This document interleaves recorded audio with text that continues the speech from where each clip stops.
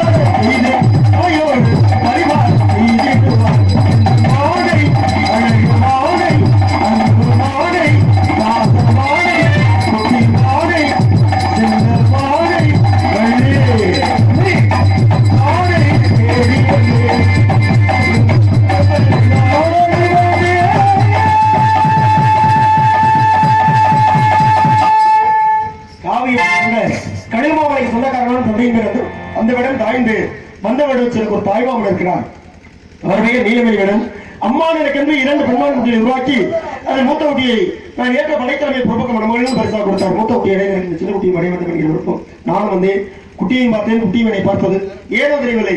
என்னை கடந்து மறைந்து ஒன்றை பிடிக்க வேண்டும் என்ற எண்ணத்தில் உள்ளே நுழைய முற்பட்ட உங்கள் அண்ணாரும் தோழியாரும் தடுத்து நிறுத்தி விட்டார்கள். என்ன காரணம் என்று கேட்ட இடத்திற்கு புறப்பாட தலைவி வள்ளி இருக்கிறார், கேட்டு படிக்கலாம் என்றார். தாங்கள் வந்து விட்டீர்கள். நீங்கள் தானே தலைவி? கேட்டு தெரிஞ்சுக்கிறனால ஒன்று தவறு. எப்படி தேரான் தெளிவும் தெளிந்தாலும் ஐயோம் தீராய் தலைவின்னு சொல்றத விட மக்கள் சொல்லணும். நம்ம சொல்லக்கூடாது. நான் தான் தலைவி. மக்கள் சொல்ற அளவுக்கு நம்ம நடந்துக்கணும்ல. அவங்க சொல்லணும்.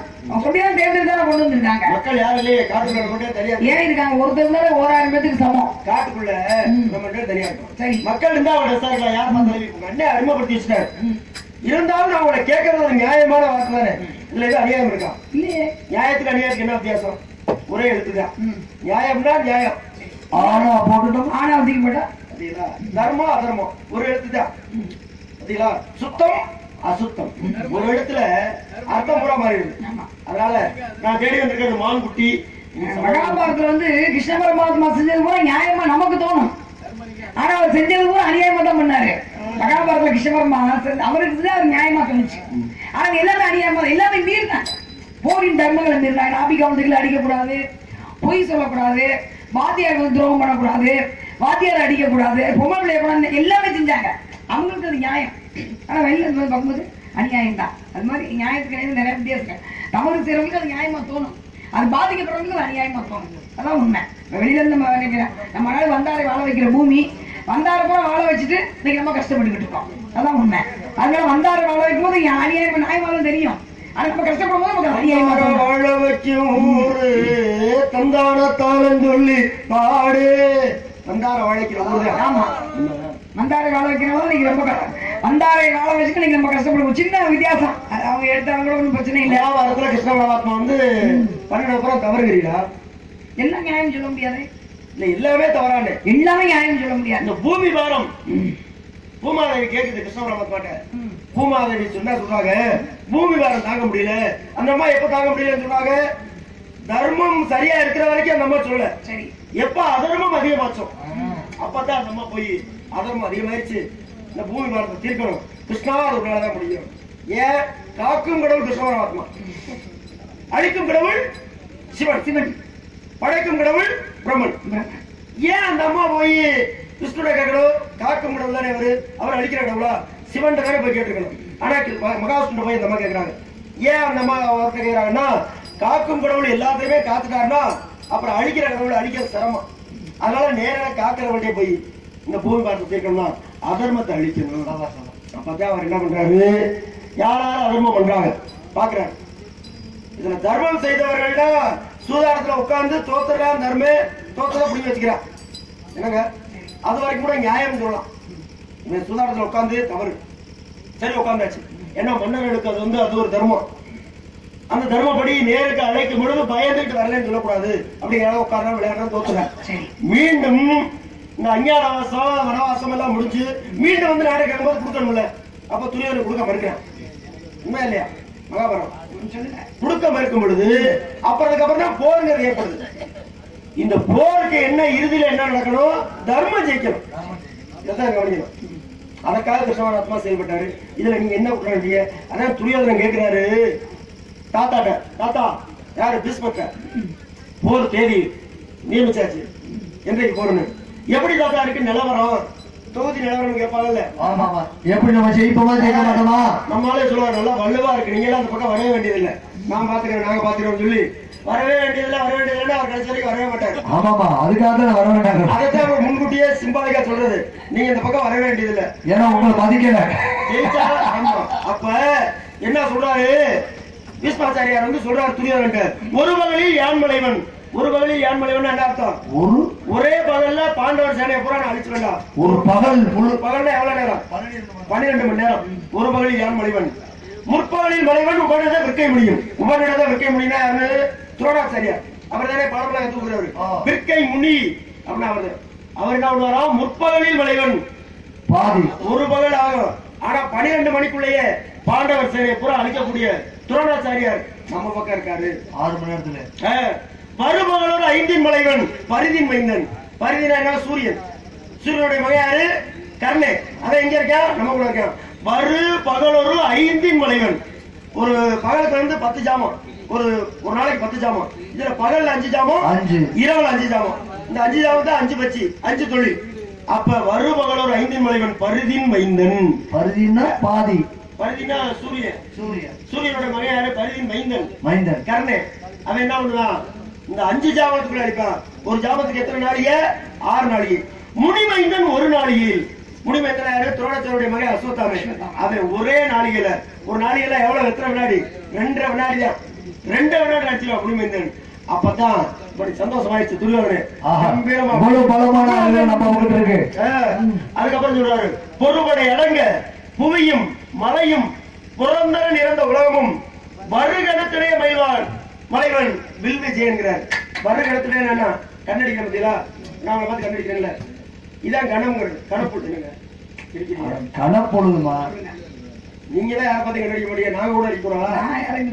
அதுக்காகத்தான் நாங்க அடிக்கிறது, கலப்புறது. அது கண் இருக்கிறவங்க தான் அடிக்கணும். வருகணத்திலே மலைவன் அப்படின்னா அந்த கணப்பொழுதுங்கிறது கண் அப்படி சிமிட்ட நேரம், கண் சிமிட்டும் நேரம். அந்த கண் சிமிட்ட நேரம் கூட இல்ல, கண் சிமிட்ட இல்லாம நினைக்கிற பத்தியா? அந்த நேரத்தில் அழிப்பான் வில்விஜயன். நினைக்கும் போது அப்படின்னா இப்படி இருந்தா துரியோதனே இப்படி ஆயிட்டேன். ஐயோ, அதுக்குத்தான் எப்படி இருந்தா நான் இப்படி ஆயிட்டேன். ஒரு பகலில் அடிச்சுறார் தாத்தா சொன்னா அவனுக்கு தெம்பு. தெம்பு. முற்பகலில் அழிப்பார் நம்முடைய வாத்தியார் துரோணாச்சாரியார் அப்படின்னா தெம்பு. 5 சாபத்தை அழிப்பான் கர்ணன் இன்னும் தெம்பாயிருச்சு. முடிமைந்தன் ஒரே நாளிகள் அழிப்பான இன்னும் தெம்பா போச்சு. கடைசியில பார்த்தா வருகணத்திலேயே மலைவன் வில் விஜயன் பார்த்தான் துரியோதனை. போற நடத்தலாமா ஏன்னா பெரிய அக்கப்புறம் இங்கதான் இருப்போமா போயிருவோமா? இத்தனை பேர் இருக்காங்க. இவ்வளவு சாப்பிடலாம் சொன்னாரு. ஆனா விஜயனுக்கு பிடிச்சப்ப சொல்றாரு அப்படின்னு அன்னைக்கு கலக்கிட்டாங்க துரியோதனை. எதுக்கு உங்களோட சொல்றேன் அப்படின்னா கிருஷ்ணன் கெட்டவர் தெரியல. கிருஷ்ணனா கொண்டாரு சொல்லுங்க. சரி இப்ப நான் பேசலாமா? பேசுங்க. நீங்க பேச நல்ல மகாபாரத பத்தி அழகா சொன்னீங்க. அது வில்லுக்கு விஜயனை பத்தி அர்ஜுன் பேசுறீங்க பாருங்க. ஆகா அற்புதமான விஷயம். எல்லாரும் இருந்தும் ஏன் சூழ்ச்சி செஞ்சாங்க? சூழ்ச்சி செய்யாம நேரத்துல மோதிக்கலாம்ல. எல்லாருமே அதுதான் சொல்றேன். அது புத்திசாலி கிடையாது. அது வஞ்சகம், சூழ்ச்சி, ராஜதந்திரம்.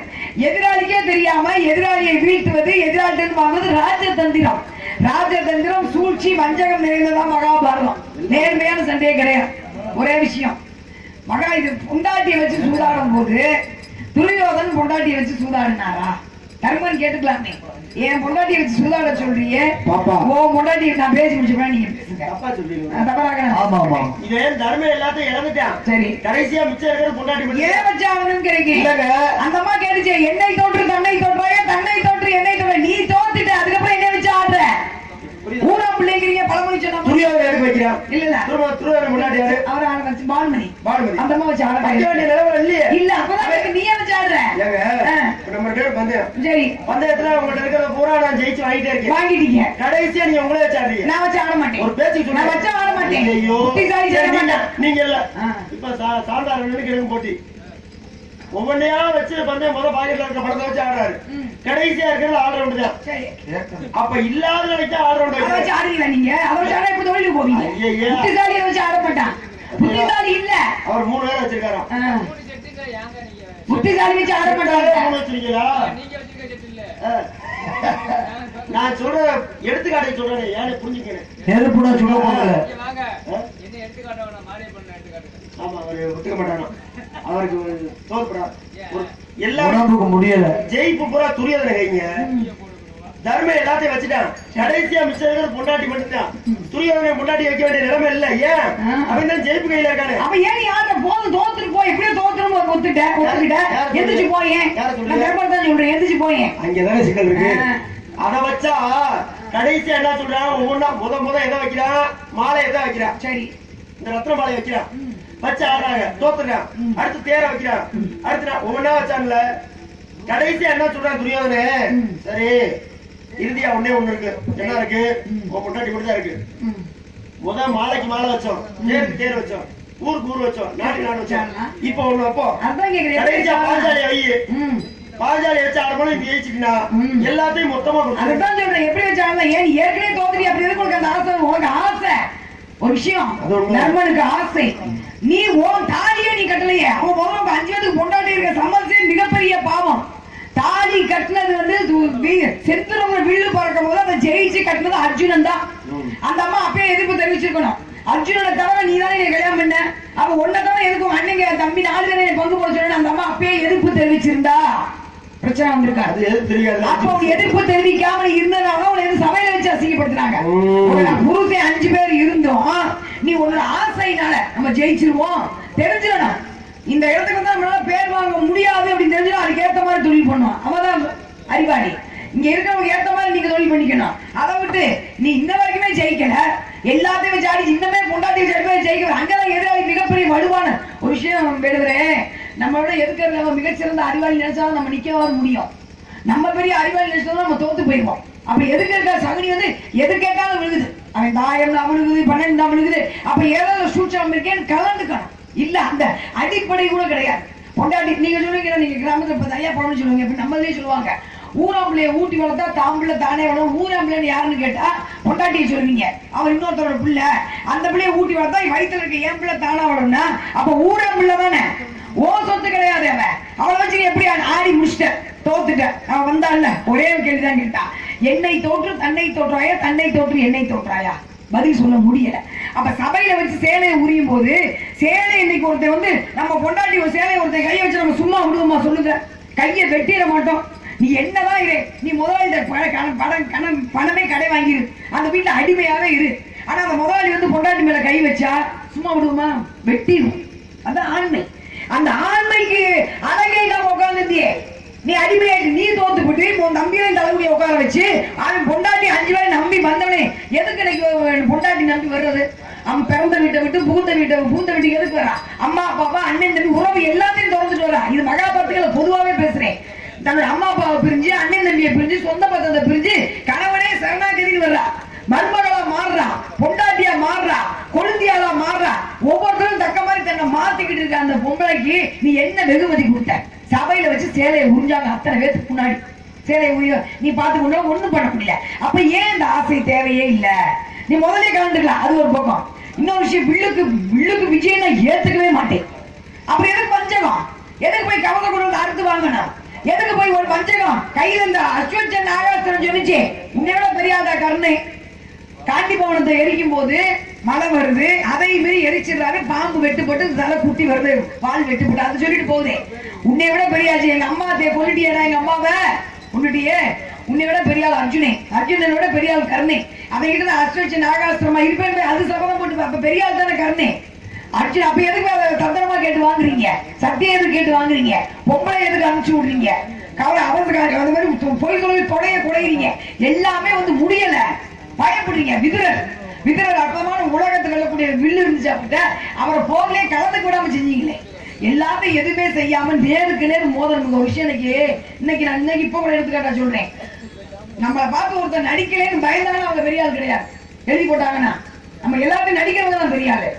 எழுதி போட்டவங்க பெரியாள் கிடையாது. செங்குட்டோட பயந்துக்கிட்டு எழுதி போட்டாலும் பெரியாளே கிடையாது. எழுதி போட்டிருக்கோம். அது வெறுப்புல எழுதி போட சொல்ல ஐயச்சி இதை போய் தொடர்றதுக்கு வேணாம் அப்படின்னு. அந்த மாதிரி பயந்துக்கிட்டு எழுதி போடாலும் பெரியாள் கிடையாது. எல்லாத்தையும் நிக்கிறாங்க பாத்தீங்களா, அவங்க தான் பெரியாள். அது மாதிரி விதுரர்கிட்ட வில்லு இருந்துச்சு, உலகத்தை வெல்லக்கூடிய வில்லு. பார்த்தார் கிருஷ்ண பரமாத்மா இந்த வெள்ளு உலகத்தை இது வென்று இது இருக்கு, எப்படியாவது விதுரரை காலி பண்ணணும் அப்படின்னு போய் அவர்கிட்ட போர்ல கலந்துக்காம இருக்க மாட்டார். பார்த்தாரு, நேரம் போறாரு, தூதுவரா போறாரு, போய் விதுரர் மாளிகையில தங்குறாரு. சிரிக்கிறார். மறுநாள் 2 பேரும் இறங்கிடுறாங்க. அப்ப கூட அழகா கிருஷ்ணர் சொன்னார் பாருங்க. துரியோதன் கேட்கிறார் பாருங்க, கிருஷ்ணா விருந்து உண்டாயா? உண்டேன்னா முடிஞ்சு போச்சு. உண்டேன் விதுரர் மாளிகையில் அடிச்சா வச்சா சரியா வச்சாரு பாருங்க. உண்டேன் விதுரர் மாளிகை. அப்பதான் பாக்குறாரு உண்மை. ஆனா அங்க தங்கக்கூடாது சட்டம். ஒண்ணு பொதுவான விஷயம் என்ன, இன்னைக்கு வந்து விருந்தினர் மாளிகைன்னு ஒண்ணு இருக்கும். இன்னைக்கு அரசாங்கம் இருக்கு. ஒற்றரா வர்றவங்க, தூது அங்க இருந்து வர்றவங்க, ஒரு நாட்டுக்கு தூது வர்றவங்க ஒரு அமைச்சர் வீட்டுல போய் தங்க மாட்டாங்க, விருந்தினர் மாளிகையில தான் தங்குவாங்க. தனிப்பட்ட அமைச்சர்கள் கூட அங்க அவங்களும் ஏதோ அது மாதிரி தனிப்பட்டு நீ தங்கிக்கலாமே, எதுக்கு நீ உன் மாளிகையை தங்க வச்ச? அப்போ உன் பிறப்பு ஏன்னா அவன் வார்த்தார் வாயில வார்த்தை வர வைக்கணும். ஒண்ணு வேணாம், காவல்துறை அதிகம் அடிச்சுக்கிட்டே இருப்பாங்க. பொறுக்க மட்டும் வார்த்தை விட்டுருவான். அடிக்க அடியில பொறுக்க மட்டும் அந்த வார்த்தையை மட்டும் பிடிச்சுக்குவாங்க. அடிக்கிற அடி அடிக்க உன்னை அடிச்சு கோபத்தை வரவழைச்சு அந்த வார்த்தையை வரவழைச்சு அந்த வார்த்தையை மட்டும் பிடிச்சுக்கிற. அது மாதிரி அந்த வார்த்தையை துருவியது வாயிலிருந்தே வர வைக்க வச்சாரு. நீ பிறப்பு சரியில்லை, நீ என்னதான் உங்க அம்மா நல்ல வயிற்றுல பிறந்த இந்த மாதிரி நீ நன்றி இடமா இருக்கு சொன்னே பெத்ததாய் சொன்னே கோவம் வந்துச்சு. விதுரர் போட உங்கள்கிட்ட போய் நான் இருந்துக்கிட்டு என் பிறப்பையை கேட்டு வில்ல உடைச்சு அர்த்தம் இது பார்த்தாரு. கிருஷ்ணவர்மா என்ன பண்ணாரு? அர்த்தம் இது பார்த்தாரு. வில்ல உடைக்க அப்ப அவங்க பக்கம் இந்த ஆளு கூட காலி பண்ணாரு. அது ஒவ்வொருத்தரா காலி பண்ணாரு. பொய்கள்ல வச்சாரு. துரோணாச்சாரி. அப்ப அது எப்படிங்க நியாயம்? நேருக்கு நேரம் மோதங்க. நீங்க சொன்னீங்களே அந்த அஸ்வஜ நாகத்தை விடும் போது இறக்குனாரு கீழே தேர கீழே, அது கூட நியாயம் இல்லையே. நேருக்கு நேரம் மோதன எதிராளி 10 அடி அடிச்சா நம்ம நேருக்கு நேரம் 1 அடி அடிச்சா அது பேர் வீரம் தான். ஆனா எதிராளியை பின்னாடியே குடி வச்சு தோண்டி பள்ளத்துல வச்சு அந்த ஜெயிப்பு ஒரு ஜெயிப்பு கிடையாதுங்க. அதுதான் உண்மை. அம்பு வந்து நம்மளை நோக்கி வருதுன்னா எங்க குத்தி பாரு நிக்கணும். அதான் திறமை. அதுதான் சார் அம்பு வந்து திறமை. இது போருங்க. கத்தி எடுத்து வெட்டுற அப்படின்னா இது போர். நீ எடுத்து வெட்ட எடுத்து சண்டை போடு. போர்னா என்ன? என்ன போர்னா என்ன? மருதாம் போட்டது நம்ம தப்பணும் போது அப்பதான் நம்ம தாக்க முடியும். அது வீரத்துல தம்பினா பார்த்தா நீங்க அம்பு குத்தட்டும் பொத்துட்டு ரத்தம் விட்டுக்கணுங்க. என்ன சொல்றீங்க? இறக்குறது லஞ்சம் இல்ல. பாண்டவர்கள் குற்றமானவர்கள், துரியோதனன் குற்றமற்றவன் சொல்றீங்களா? துரியோதனன் குற்றமற்றவன் சொல்ல கிடையாது. இவர் செஞ்சது கூட அநியாயம் வச்சது நியாயமா நிரூபிச்சார். அவ்வளவுதான். விதுரன் மாளிகையில போய் கிருஷ்ணபுரம் மாத்தா தங்குறாரு. தங்க கூடாது. விதுரை யாருன்னு யாரு சொல்லுங்க? பாண்டு மன்னன், திருதராஷ்டிரர், விதுரை. ஆமா, 3 பேரும் உடன் பிறந்த சகோதரர்கள். தாய் வேறு. ஆமா, அப்பா வந்து ஒருத்தர் வேதவியாசர். தாய் வேற வேறதான், 3 பேருக்குமே வேற வேற தாய். பாண்டுமனுக்கு ஒரு தாய், திருதாசுக்கு ஒரு தாய், விதுரனுக்கு ஒரு தாய். பாண்டவர்களுக்கு பிரச்சனை அதை விடுங்க. அந்த கணக்கு போய் பார்த்தா சம்மதமே, சொத்துக்கு உங்களுக்கு சம்மதமே கிடையாது. அண்ணன் தம்பி தானே, தாய் வேற அண்ணன் தம்பி தானே. அப்ப பாண்டு வீட்டுல இருந்து போறவரு ஏன் வந்து விதுர வீட்டுல தங்க கூடாது? சரி தங்குறாரு. சாப்பிட்டீங்களான்னு கேட்கும் பொழுது விதுர வீட்டுல சாப்பிட்டேன்னு சொல்றாரு. உண்மையை சொல்றாரு. அங்கேயும் கிருஷ்ணாத்மா பொய் சொல்லல. அடுத்து என்ன பண்றாரு விதுரரு? அவரைத்தான் வெளில உடைக்கிறாரு. துரியோதனனுக்கும் விதுரனுக்கு ஏற்பட்ட வாக்குவாதம். இந்த வாக்குவாதத்துல என்னுடைய வில்லு உனக்கு பயன்படாது அப்படின்னு உடைக்கிறாரு. ஏன் அவரை கோபப்படணும்? பொறுமையா சொல்லாம துரியோதனன்ட்ட, அப்பா நான் வந்து வேலைக்காரியோட மகதான், அதே மாதிரி உங்க அப்பா இருக்காரு திருராஷ்டிரன், அவர் வந்து அவருடைய சொந்த அப்பாவுக்கு பிறக்கல, அவர் பிறந்தது இன்னொரு அப்பாவுக்கு தான் சொல்லிருக்கலாமே. ஏன் சொல்லல? அப்படி சொல்ல முடியாது. யார் ஒருத்தருமே தான் தாயை பத்தி குறை சொல்லும் போது அடுத்தவங்க ஆராய் சொல்லிக்கிற மாட்டோம். தாயை சொன்ன அடுத்த கணமே கோவம் வந்துடும். எப்பேற்பட்டவங்களுக்குமே தாயை குறை சொல்லும் போது யாரா இருந்தாலும் கோவம் வந்துடும். நாங்க இப்ப கல்யாணம் பண்ணிருக்கீங்க, பொண்டாட்டி போட்டு 1000 அடி அடிப்பீங்க, பதிலே பேச மாட்டாங்க. ஆனா அவங்க அம்மா அப்பா பத்தி ஒரு வார்த்தை கோவம் வந்துடும். என்ன வேணா பண்ணுங்க, என்ன அடிங்க கொள்ளுங்க, ஆனா எங்க அம்மா அப்பா பத்தி பேசுறீங்க அவங்க நல்லா தெரியாது. அதை சொல்லிதான் அதுக்கப்புறம் செம்மையா போடுவேன். அது சரிதான் சொன்னாத்தான் வாய் அதிகமாக, அதுக்கப்புறம் தான் நல்லா வளர்க்கலாம். அப்ப எங்க திட்டம் அந்த மாதிரி இருக்கு. நான் உனக்கு கேக்குறேன், மகாபாரத போர்ல தர்மத்தின்படி போர் நடந்துச்சுன்னு நான் சொல்றேன். நீங்க எந்தெந்த இடத்துல அதர்மப்படி நடந்துச்சுன்னு சொல்லுங்க பாப்போம். தேரை இறக்குற கிருஷ்ணோட அப்பா தேரை இறக்குறாரு. தேரை இறக்கக்கூடிய திறமை அவர்கிட்ட இருந்துச்சு. சரி, அந்த பக்கம் யாரு இருந்தா எதிர்த்து செய்யல? வந்து சல்லியன் கர்ணன் இருந்தாரு. சல்லிய வந்து யாருக்கு தேரை விட்டா? கர்ணனுக்கு தேரை விட்டாரு. அவன் ஏன் தேரை விட்டுட்டு போனான்? எது? சல்லிய வந்து தேரை விட்டுட்டு போனான்னு. ஆமா, ஏன் விட்டுட்டு போன? சொல்ல நீங்க மார்புக்கு குறிவைதான் சொல்ல மாதிரி கேட்கல. அது சதி இல்லையா? சதி இல்ல, அது நியாயம். அபிமன்யு மச்சக்குரிய மாத்த கூடாது. யார் சுத்தமான வீரன் மச்சக்குரிய மாத்த மாட்டான், சொன்ன வார்த்தையை மீற மாட்டான். நீ சுத்தமான வீரன் தான், ஆனா உயிருக்கு பயந்து நான் மச்சக்குரிய மாத்தினேனா இதை படிக்கும் சந்ததியில கர்ணை உயிருக்கு பயந்தான். தேர் பள்ளத்துல இறங்கிச்சு, கர்ணை போய் தேர தூக்குறாரு, சல்லியை விட்டுட்டு போயிட்டாரு. அது சதி இல்லையாங்கிறேன். அது சரியானே? அது சரியில்லை, வாக்குவாதம். அடுத்து பத்மவியூகம். பத்மவியூகத்துல உள்ள போய் அபிமன்யு போய் உள்ள போடுறேன். இந்த போர்க்களத்துல பின்னாடி இருந்து தாக்க கூடாது, அதுதான் சட்டம். ஆனா அங்க என்ன பண்ணாங்க? துரோணாச்சாரியார் முதற்கொண்டு கர்ணன் முதற்கொண்டு பின்னாடி இருந்தே அடிச்சு அபிமன்யை கொண்டாங்க.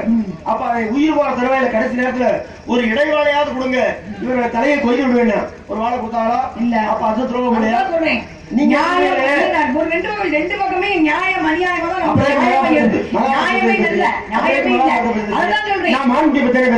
நீங்க ரெண்டுமே சரியில்லைங்கிறீங்களா? அப்புறம் அந்த அப்புறம் சாஸ்திரம் செய்து சகாதவனுக்கு ஏன் நமக்கு அன்னையிலிருந்து கடைசி வரைக்கும் தெரியாம போயிடுச்சு.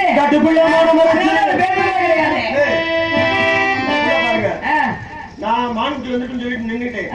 மகாபாரத அநியாயம் நியாயம் சொன்னது நீங்க, அநியாயத்துக்கு நியாயத்துக்கு ஒரே ஒரு வார்த்தை எதுலாம வித்தியாசம் நீங்க. அதான் நான் சொன்னேன், இது இவங்க நியாயம் பண்ணது அடுத்தவங்களுக்கு அநியாயமா தெரியும். சும்மா அவ்வளவுதான். வெளியில போற ஓனம் எடுத்து பாவாடையில விட்டுக்கிட்டு குத்துது உடையிற மாதிரி போங்க. ஒரு ஆணும் பெண்ணும் பழக்கமா இருக்கும், வெளியில பார்க்க கல்ல தொடர்பா இருக்காங்க, அவங்களுக்கு நல்ல தொடர்பா இருக்கும். இப்ப நம்ம இடத்துக்கு வாக்குவாதம் வரணும்னா சரி, அதுக்கு ஏதாவது ஒரு பொருள் வேணும், ஒரு தலைப்பு வேணும். தலைப்புல மான்குட்டின்னு ஆரம்பிச்சு, சரி நீங்க மான்குட்டின்னு பேசிருந்திருக்கணும். ஆனா மகாபாரதம் ஆரம்பிச்சது நீங்க தான். இப்ப நீங்க என்ன சொல்றீங்க? அநியாயம் அநியாயம் நியாயம் நடக்கல, இன்னைக்கு நடக்கல, இன்னைக்கு ஏதோ நடந்திருக்குதுங்க. நம்ம வாதத்துக்கு எடுத்தா ஒண்ணு எடுத்துக்கணும். நீங்க வாதத்துக்கு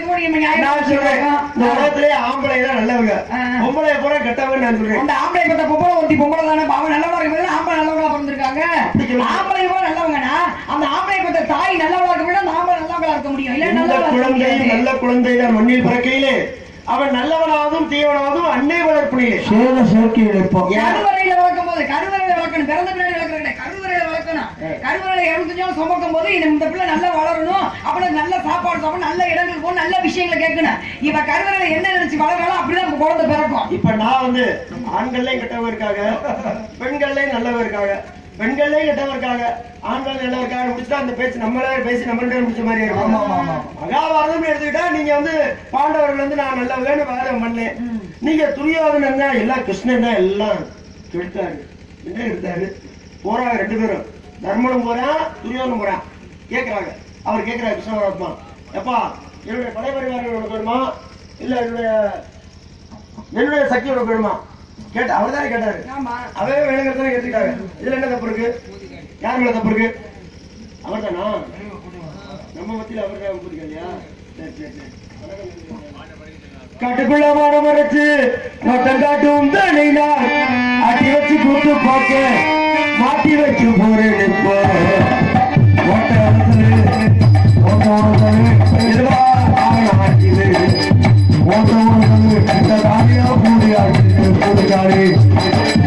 ஆட்டி வைக்குது கேட்டா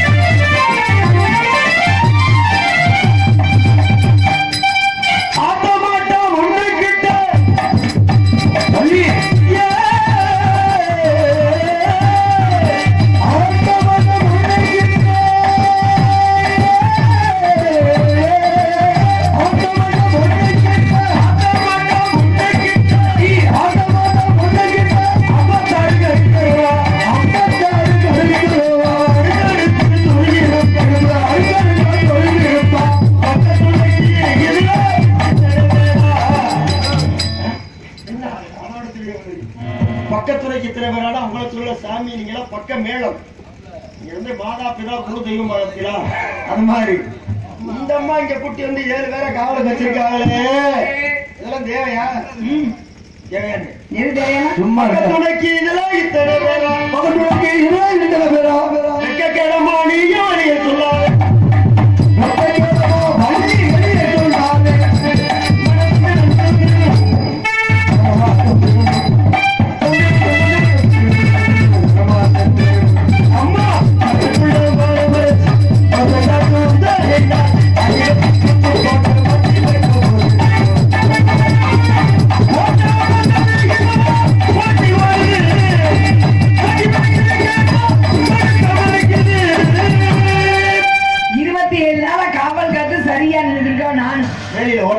சரிங்களா அந்த ஓட்டை அடைச்சிட்டீங்கன்னா இல்லையே மானுக்கு உள்ள போயிருக்குமா எப்படி நீங்க சொல்லிட்டா வேக ஓட்டணும் நாங்க என்ன பண்ணுமா ஒரு ஓட்டனாலதான் இவ்வளவு பிரச்சனை இது அது வந்து நுழைவாயில் அந்த மான்குட்டி போறோம் நுழைவாயிலுங்க அது அந்த ஒரு ஓட்டை அடைச்சு வச்சு மானுக்கு பேசிக்கே வேலை இல்லை அது நுழைவாயில் வந்து நீங்க உள்ளே உட்கார்ந்து வேண்டியதானமா என்னது இந்த ஓட்டையை ஒரு ஓட்டை அடைச்சிட்டு உள்ளே உட்கார்ந்து வேண்டியதானே இல்ல போறவருக்கு போக்குவரத்து பாத வேணாமாப்பா எதுக்கு வரி வரும்போது திறந்துக்க வேண்டியதானே போக்குவரத்துக்கு பாத வேணாமா வீட்டுல வாசப்படி நிலப்படி இருக்குல்ல எப்ப பார்த்தாலும் திறந்தே வச்சிருப்பேன் நிலப்படி அடிச்சுட்டு வர செவுத்து வச்சுட்டு வீட்டு போய் இருக்க வேண்டியதானே நிலப்படி வைக்க சொன்னது நிலப்படி எதுக்கு வீட்டுல வைக்கிறீங்க நிலப்படி அடிச்சு வீட்டு போய் இருந்துக்க வேண்டியதா அதுதான் பூட்டியே வைக்கிறா அப்பா சாமி கொஞ்சம் விலகை ஜாயின் பண்ணிட்டீங்களா விலகக்கூடாது இல்ல அப்புறம் நுழைவாழ் ஒரு ஓட்டையை கூட்டுங்க அப்படின்னா அப்புறம் இருக்கப்பா இருங்க ஒரு விஷயம் 9 வாசல் இருக்கு பூஜை முன்னாடி 9 வாசல் இருக்குது சரிங்களா எல்லாத்துக்கும் பதில் சொல்ல தப்பிக்க முடியாது 9 வாசல்ல காது 2 ஓட்டை வேணா அடைச்சுக்கலாம் உடலுக்கு 9 வாசல் இப்படி இருங்க இப்பதான் பாருங்க அடைச்சுட்டு போயிட்டாங்க நல்ல மனுஷன் அது அவர் இல்ல இந்த கொட்டையை சுத்தி சுத்தி அண்ணன் வர்றா நீங்க நாட்டுக்கு நினைக்க வரீங்க அடைச்சுக்கலாம் பிடிக்கல அந்த ஓட்டையை அடைச்சுக்கலாம் கண்ணை அடைச்சுக்கலாம் பார்க்க பிடிக்கலனா வாய் பேச பிடிக்கலனா அடைச்சுக்கலாம் மூக்க அடைச்சுக்க முடியுமா பிடிக்கலங்கிறதுக்காக மூக்க அடைச்சுக்கிறது ஒரு சில நாளைக்கு தானே மூக்க அடைச்சிட்டு வாய் எவ்வளவு நேரம் அடைப்பீங்க எவ்வளவு அடைச்சிக்க முடியும் மூக்க அது மூக்க அடைப்பு வேற நம்மளால அடைக்க முடியாது சரி குணம் குய்யம் இருக்கு நீர் தார ஆசனமாய் அடைக்க முடியுமா? அடைக்கவே முடியாது. அப்ப எதை அடைக்கணும்? ஏற்கனவே எதை அடைக்கணுமோ அடைச்சிருக்கணும், எதை திறந்திருக்குமோ திறந்துதான் இருக்கணும். திறந்திருக்கிறத அடக்கி வச்சோம்னு வச்சுக்க, அடைச்சோம்னு வச்சுக்கோங்க, விபரீதம்லாம் வந்து முடியும். அது மாதிரி எங்களுடைய இதுல மனசுல வந்து ஓட்டையும் கிடையாது, உங்க மான் உள்ள வரவும் கிடையாது. நீங்க எவ்வளவு நெருங்கி வந்தாலும் நாட்டுல கலங்குற பொம்பளை நான் கிடையாது. போதுங்களா? மனசை இறுக்கி தாப்பா போட்டோம்னு வச்சுக்கோங்க, எதுக்கும் பயப்பட வேணாம். வீட்டை தாப்பா போட்டோட மனசை இறுக்கி தாப்பா போட்டாலும் எந்த விஷயம் பயப்பட வேணாம். போட்டோ விட்டு அதனால நீங்க எவ்வளவு பக்கத்துல நெருங்கி வந்தாலும் தாப்பா போட்டாலும் எறும்பூர கல்லு எந்த மாட்டை எப்படி கிடக்கணும்? எறும்பு ஊற விட்டா தானே ஆடுற மாட்டை ஆடி கிடப்பாரு பெருமாள், பாடுற மாட்டை பாடி கிடப்பாரு பெருமாள். எப்படிங்க மாடு ஆடா எப்படிங்க பால கிடக்கு? ஆடியும் பாடியும் சரியா வரலன்னா பாடி அவுத்து விட்டுட்டு கண்ணுக்குட்டி அவுத்து விட்டுட்டு சரி அந்த கண்ணுக்குட்டி போய் முட்டதுக்கு அப்புறம் ஆமா ஆவணிக்கு பின்னால் ஆடி வரும் கண்டான ஒரு பாட்டு கேள்விப்பட்டீங்களா? சரி ஆடி ஆடிக்கு அப்புறம் தான் ஆணி ஆடி ஆவணி, ஆவணிக்கு பின்னால் ஆடி வரும் கண்டாடி தெரியும் கேள்விப்பட்டீங்களா? சொல்லுங்க. அதுக்கப்புறம் புரோட்டாசி போட்டுக்கிட்டு புரோட்டா வேண்டியதா? இதுதான் உண்மை, நான் சொல்றதா உண்மை. ஆவணிக்கு பின்னால் ஆடி வரும் கண்ணாங்கிறதா உண்மை. அதனால கண்ணனை பத்தி தப்பா பேசாதீங்க. சரி முக்கியத்தாச்சா என்ன? நான் தப்பாலாம் பேச மாட்டேன். நான் யாருமே இல்ல நியாயத்தை தான் பேசுவேன். எதுக்கு தவறா பேச? நியாயம்னா நியாயம் தான். நீங்க சொன்னீங்க ஆம்பளை பூரா நல்லவங்கன்னு, அப்ப பொம்பளை பூரா கெட்டவங்கன்னு பேச முடியுமா? புருஷனை கூழ்ல கமத்தி போட பொம்பளை புராணத்திலையும் இருந்தா, புருஷனை கூட மலை விஷயம் தள்ளி போட பொம்பளை புராணத்திலையும் இருந்தா, புருஷன் பின்னாடியே போட பொம்பளை புராணத்திலையும் இன்னைக்கு பொம்பளைக்கு தான் செய்யறா. மூக்கு தட்டு அளவச்சு புருஷனை காப்பாற்றுற பொம்பளையும் இருக்கா, சாந்தி சட்டையை தூக்கிட்டு போய் மாமனா மண்ணை காப்பாற்ற பொம்பளை புருஷனை கொண்டு திண்ணல போய்க்கிற பொம்பளை இருக்க தான் செய்யறா. அதுக்காக பொம்பளை பூரா பொல்லாதவன் பேச முடியாது, பொல்லாதவன் நல்லவங்க பேச முடியாது. ஆமா நீ சீச்சிக்கப்பா, எதுக்கு சீக்கிர? ஒடி வந்த உண்டான ஒளிச்சு வைக்கவும் என்ன